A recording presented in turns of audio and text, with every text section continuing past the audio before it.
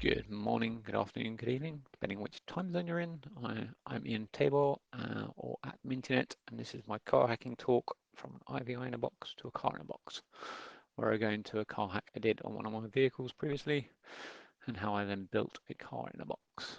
First things first, who am I?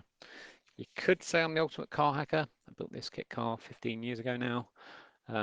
It's based on a mid-90s rear-wheel drive Ford running gear and has a 2004 Ford Focus engine at front. It's got quite a bit of power, doesn't need too much, but not a lot of weight.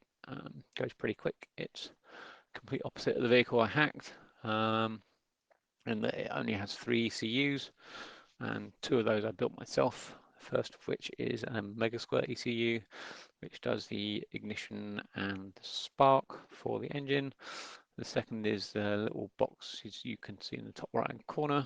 It's a Arduino Mega based GPS data logger, which talks over the CAN bus to the Mega Squirt, gets real-time data from the vehicle to see what's happening, so I can play with the settings, etc. at a later time.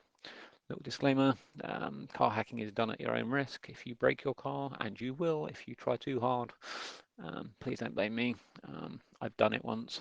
I made my gearbox disappear, but managed to get it back by disconnecting the battery for a long period of time. However, did have to take 3.5 weeks to learn how to change gear again. So onto my car hacking history. In 2018, I did a talk at DC 4420, B-Sides Rookie Track, and DEF CON 26 Car Hacking Village. We're browsing from a car, what's the worst that can happen? That went into more details about this hack, the disclosure process, the fun that I had with the manufacturer. I will be touching on it slightly, but not going into as much detail. 2018, I was invited by Bugcrowd to a live car hacking event, one of 12 researchers there. I then returned again in 2019, being one of 20 researchers. That was interesting. Come on to that in a bit. Last year at DEF CON, I was part of a car hacking panel with Cybergibbons and Spectres. That was quite interesting. General chat about how we got into it, what we found, what things we've done. Also in 2019, I went to the Auto Isaac event in Texas for HackerOne as part of a car hacking vulnerability disclosure policy panel to try and explain that car hackers are actually good for the automotive industry. It's quite an interesting time meeting manufacturers, finding out what their issues and things are. For my sins now, I also run a car hacking village in the UK and help out with the team at DEF CON. I will be bringing my car in a box virtually to DEF CON this year. So last year I did about 12 or 13 events, I think it was. This year there was many more planned, but however coronavirus has broken it. Done a couple of virtual ones, including this one. I have been asked to go to almost every continent in the world with my car in a box. India, Australia, Brazil, DEF CON, most of Europe, Egypt. Logistically, I'd love to, but it's an absolute pain to try and get it anywhere. So not going to be happening anytime soon unless I can drive there. So onto the car in question. In 2015, I purchased this DS5 1955 limited edition. It had all the bells and whistles, top of the range, all the toys, including a 7-inch touchscreen in the middle of the dashboard, which you could surf the internet on if you tethered to your mobile phone using either Wi-Fi or Bluetooth. Great idea, wonderful. Why you'd want to do it, I don't know. The UI was absolutely useless. But you could tether through to get internet access. So at the time I was doing lots of long journeys up and down the country for work, but being bored one evening, I decided to have a little sniff around, run Mmap while connected to my phone, and managed to find 4 ports open. 23 111-3333 and 20,000. Um, my day job at the time was network architect, so everyone knows what 23 does. So telnet straight into the head unit, no credentials requested, no nothing, full access to the file system, which included the USB socket in the middle of the dashboard, so you could copy data off. Having a look around the file system, there are some folders with some SQLite databases, both system and user ones. Most of the system ones contained settings and things for the vehicle. The user ones, however, there was 3 interesting files which contained your navigation history, your phone book, and your telephone history. And you could also get out all of the details of every phone that's ever been connected to the head unit. So at the time when I first found it out, I didn't really do much with it because didn't really want to break my car. It's my daily driver. But in 2017, I decided to sell it. So I had a week to find any major vulnerability, any other vulnerabilities I could. So reading up on the VxWorks command reference guide, I found out you could map an FTP server to a file path and extricate the data over FTP, so you wouldn't even have to be inside the vehicle to hack the vehicle. So at this point, I wrote up my findings, contacted the manufacturer, PSA, to which their comment was, well, it's up to the user to secure their Wi-Fi, which is not really right because I'm not saying the Wi-Fi isn't secure, I'm saying the actual device is insecure by having telnet available. So little scenario posed to the people at Citroen. Your mobile phone's dead, you have no internet access, so you pull into McDonald's, tether your car onto McDonald's Wi-Fi. That then gives you internet access. However, at the same time, someone on the same Wi-Fi can then run Nmap, find out where, find that port 23 open, go through your file system, find out where you are, and potentially rob you. And they're like, ooh, that's a bad idea. So I know what the fix will be. It will be disable the Wi-Fi. Problem with that is the actual exploit is also available over the Bluetooth stack using personal area network, so that didn't really work, but not really a problem. So sold the vehicle, but then I was told by someone at one of the conferences I went to that port 20,000 was actually direct access to the CAN bus using DMP3, which is an industrial control system protocol. Still haven't found out how to generate those packets correctly, but I'm working on it slowly. So what I did was purchase the parts to try and get it working off of the car. So I went to the scrapyard, purchased the head unit, which definitely had the Wi-Fi chipset because there's a little sticker on the top that says Wi-Fi. And I purchased the screen, went to the bloke in the scrapyard and said, can I have the wires with it? Because I don't have them in the car I'm putting it in. And they were like, well, if you're not putting it in the original car, I'll give you the wires, but you've not got no warranty. So basically, there you go. There's head unit for about 300 quid. But however, if you just plug a head unit into 12 volts these days, most of them don't even have buttons on to turn it on, and you don't get anything out of it. What you need to do is purchase most of those things on the floor there. Had to purchase the ignition key, ignition barrel, body control module, engine ECU because they're all coded together. Steering switches, they can come off any vehicle. Instrument cluster, again, can come off any vehicle. And the wiring loom, and get myself a 12 volt-ish power supply. Plug it all in, managed to get the head unit working outside of the car. However, that's not really portable, so what I did was do a bit of reverse engineering using some CAN bus software, CAN utils on a Raspberry Pi, connected up to the CAN bus, listened to the messages coming through, worked out that there was 5 messages required to basically start the head unit up without the rest of the car being there. So I made myself this. In the little bottom left hand corner there's a little blue box which has an Arduino Nano and a CAN transceiver. That then generates those 5 messages so you can run the head unit outside of the car in the case that is shown there. When I actually got the head unit working, even though it said Wi-Fi on the outside of the head unit, the Wi-Fi had already been disabled, but the Bluetooth personal area network was still available. I've recently managed to find a Russian website that tells you how to re-enable your Wi-Fi. As you can see there, there's a Bluetooth symbol for Bluetooth tethering, Wi-Fi symbol for Wi-Fi tethering. That's quite handy. It's much easier to actually do the attack via Wi-Fi than it is via Bluetooth, because Bluetooth just takes so long to do enable. The only saving grace on the head unit regarding the exploit is that it isn't automatically enabled every time you get in the vehicle. You have to manually go in and turn on either Bluetooth tethering or Wi-Fi tethering. So at this point, I was probably in it for about £500 for the head unit and the wiring loom and the other bits you saw previously.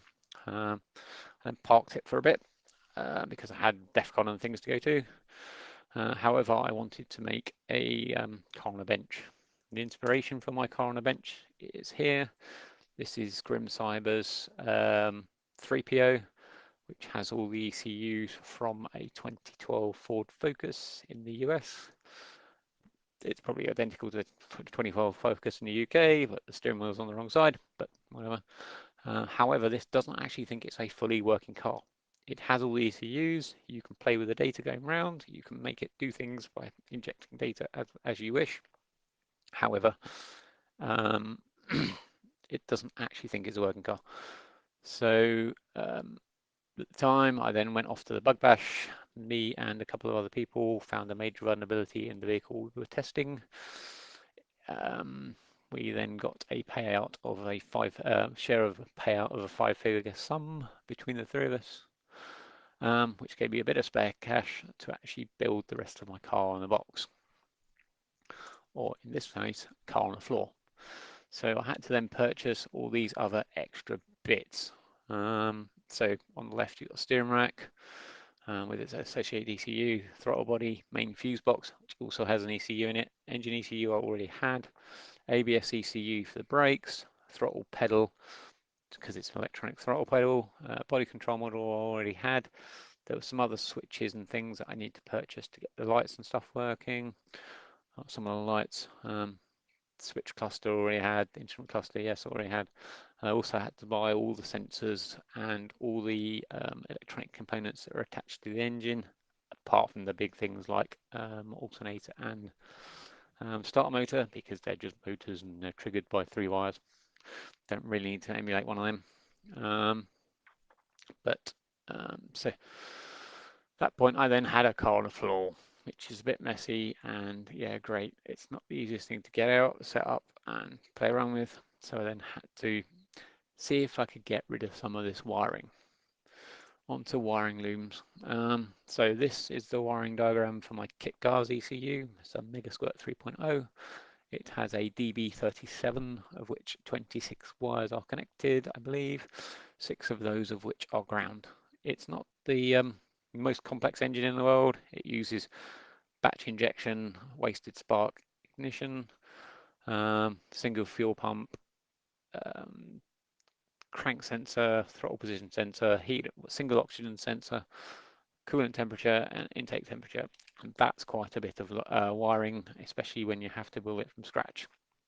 However, on the Peugeot 208 that I had, there's the wiring diagram for the main engine ECU in the middle, and the associated parts that are actually needed to make that work.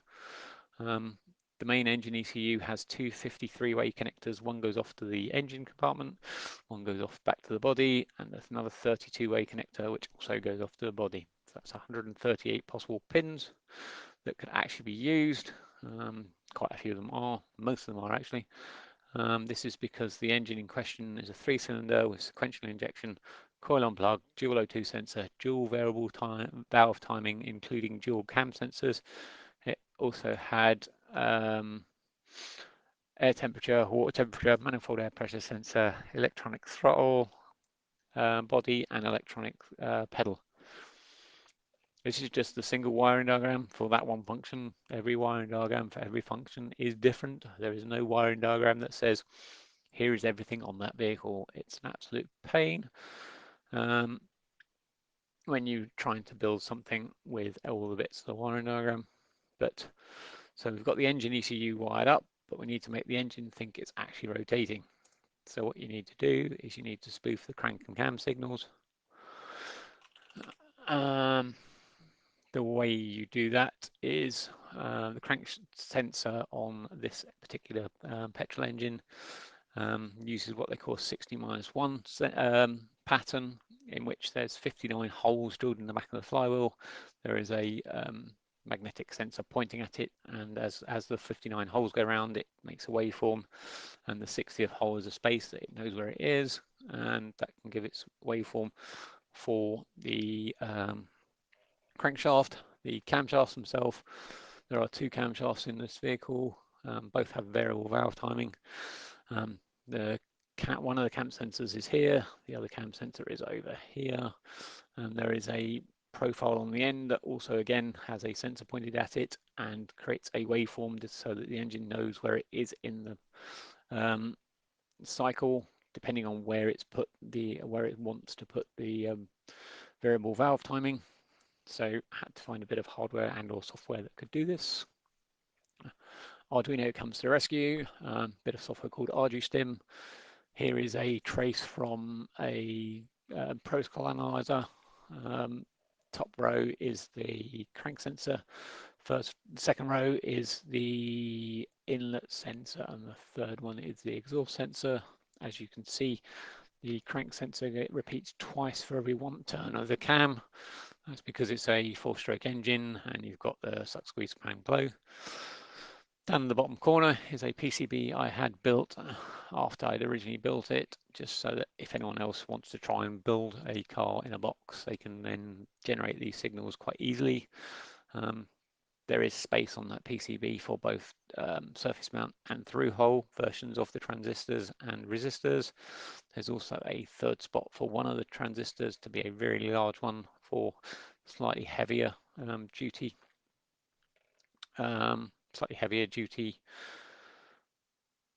transistor load. So that was the crank and cam sensor sorted. Some of the other sensors on the vehicle, you can get away with just a potentiometer, fuel gauge being one, water temperature being another. You can also use something to create a vacuum on the manifold air pressure sensor. I tried to use a syringe, a large syringe attached to a pipe. Doesn't always work, but most of the time it gives you enough of it will actually fool the sensor enough to think it's doing it. There are some other things you need to fool when building a car in a box. Things like indicators, you have to have the correct load for the indicators, otherwise they'll flash fast. On to the next sensor that had to be simulated in some way, shape or form. Most cars nowadays have lambda sensors, which are used to check how the fuel is burnt within the engine. There's one pre and post the catalytic converter. They basically create a AC waveform on a DC offset, which basically says I'm going lean, I'm going rich, I'm going lean, I'm going rich. This is the circuit. It uses a 555 timer, and those values of resistors and capacitors shown. There are two of these inside my car in a box, one for the pre-cap, one for the post-cap. Lambda sensor also has a separate part that you also need to fool, in that there are heater circuits within the sensors. They draw about 1 amp all the time, so you need a suitably sized and high wattage resistor to be able to fool the lambda heater sensor, lambda sensor heater even, to think the vehicle is working, otherwise you'll throw an error message. The last of the sensors that was an absolute pain to fool. I originally tried to do it electronically by trying to monitor the waveform when spinning the disc in front of a sensor using a drill. Wasn't fast enough and I couldn't work it out. But what I have done here is there is a motor in the middle there attached to a disc. Around that disc is the reluctor wheel, which would normally be on your axle on the vehicle, and there are 4 sensors around that reluctor wheel, one for each of the 4 corners of the car. That then tells the ABS ECU that the wheels are rotating. What you need to then do is pulse using that Arduino Nano and here and the RG stim with a larger transistor. You can then pulse width modulate that motor to speed up or slow down depending on how fast or slow you want the engine to think it's the wheels to think it's going around. That was a challenge, but it's now works quite well. Doesn't fail too often. Sometimes it ends up going at 170 odd mile an hour, which is just a bit weird, but oops, whatever. Onto the car in the box itself. Here is a map of the CAN networks inside the car, and there are 4 CAN buses. The red and orange one on the left hand side is what you would call your main CAN bus, the one that you can actually normally access in the vehicle. There is your OBD2 port on the bottom left hand corner. That bus then goes to the body control module, the ABS ESP ECU, power steering, engine ECU, and the main fuse box. That is a high-speed bus at 500k. There are 2 other low-speed buses at 125k. There's the yellow and green one, which goes from the body control module, which acts as a gateway to the steering control ECU, so the one where all your switches for your lights and the indicators and things. The airbag ECU, which I haven't put in the car in a box because I really don't want someone to try and set an airbag off at a conference and me having to fill a form in. And then again, there is an additional OBD2 port on that bus. So you can see what's going on the bus or inject messages if you want to make it do something nefarious. The second blue and darker blue low speed bus comes from the body control module and is for the instrument cluster and the matrix within the instrument cluster, which gives you your GPS commands and things, and the IVI. Again, I've got an additional OBD2 port on this bus too for reasons for monitoring and or injecting data. Finally, there is a 4th bus, which is a high-speed bus between the IVI screen and the head unit itself, which I believe is for the touch panel, so you can see what's going on. If it works, might as well. So what does the car in a box look like? My car in a box is called PDO, P for Peugeot, D0 is 208 in hex, which is what the vehicle has come from. There is the main box at the bottom there. The box in the middle at the top is a record box for 12-inch records, which is where the ABS simulator is, and then there is the case for the IVI in a box. This all sort of fits in the back of my car quite well. I used to take up the whole boot and all the back seat on my previous vehicle. Not fun when going to a conference and you have to try and stick around and leave your car exposed. But yes, some of you are probably wondering how much this has actually cost me to build. The IVI in a box was probably a total of about £500. The rest of the components probably cost me about another £1,500. So there's probably about £2,000 in it.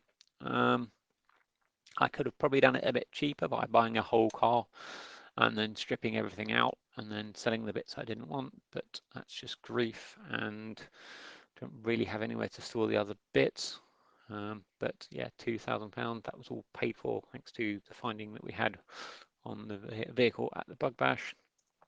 So here again are the pictures of the ABS sensor simulator and the head unit in a box. Here is a picture of my car in a box. As you can see, most of the control parts on the right hand side. So you've got the steering switches, your dashboard switches, your ignition key, instrument cluster. There's also the washer bottle attached there. Message me afterwards, I'll tell you the story about that one. On the left hand side you've got all the engine components, so the engine ECU, RG stim on the left there. You've got variable resistor for the water temperature, the O2 simulator at the top, the pedals, throttle body, etc.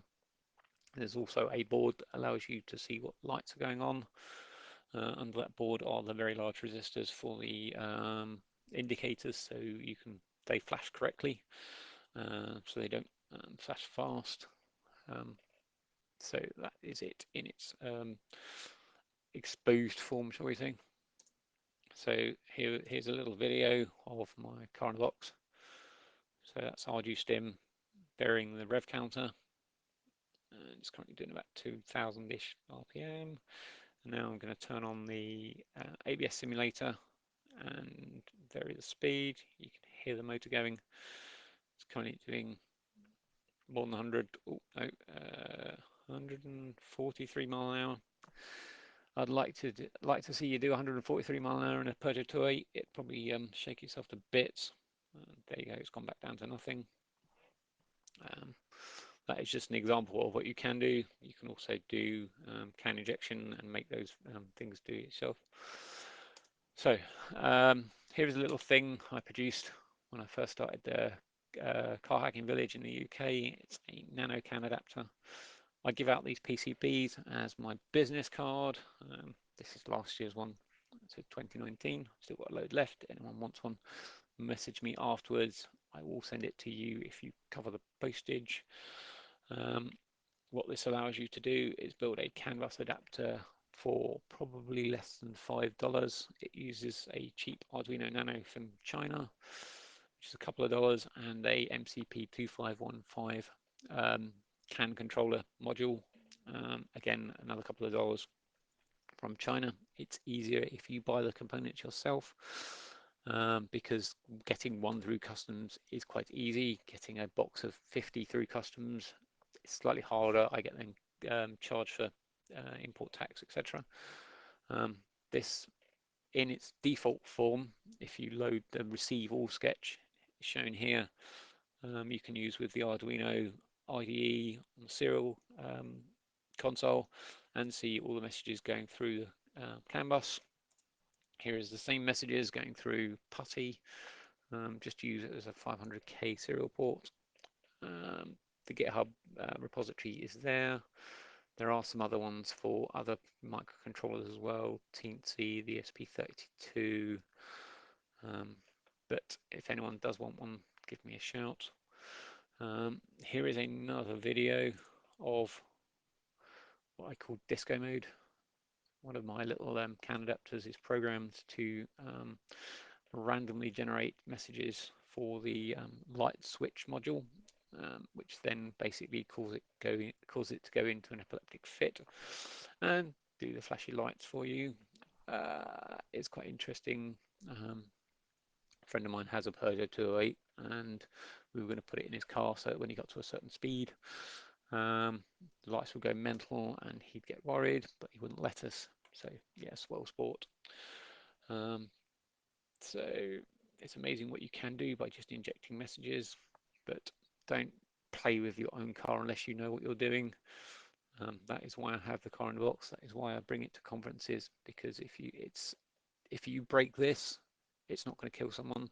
I can just replace one part. It might cost me a small amount of money, but not excessive amount of money. But that is me done. I'd like to say thank you, A, to the Grim Cyber team for their inspiration and their help in building it.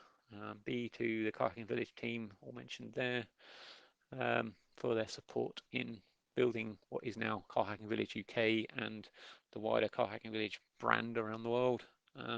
Also, thank you to Naham Sek for inviting me here to this ActivityCon, and HackerOne team for the conference and for the trip to the Auto Isaac last year.